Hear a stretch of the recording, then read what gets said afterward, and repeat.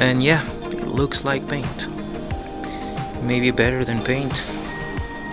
Still a little bit dirty, wasn't cleaned yet. His front fenders, they were not easy. Had to scrape the first one, so I wasn't happy with it. But then we figured it out. It's really nice.